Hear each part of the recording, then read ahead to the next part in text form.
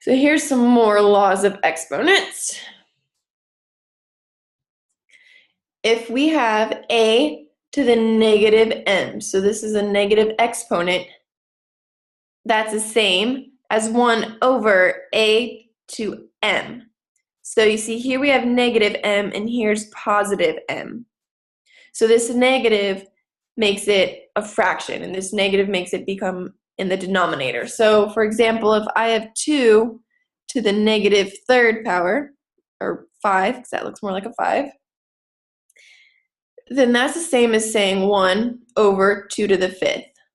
So when you see this negative and you switch it to the denominator, the exponent then becomes positive.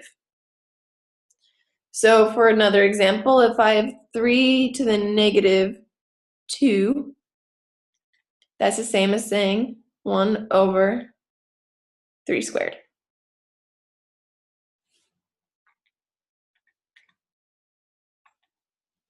Similarly, I can go backwards. If I see that there's a negative exponent in the denominator, I know that this exponent flips the fraction in a way, because this is the same thing as saying over 1, and the exponent then becomes positive. So for example, if I have 1 over 3 to the negative 2, I see this negative and I say, oh, well, I can flip the fraction, so that becomes 3 squared. And this is like 3 squared over 1, so you're kind of flipping it.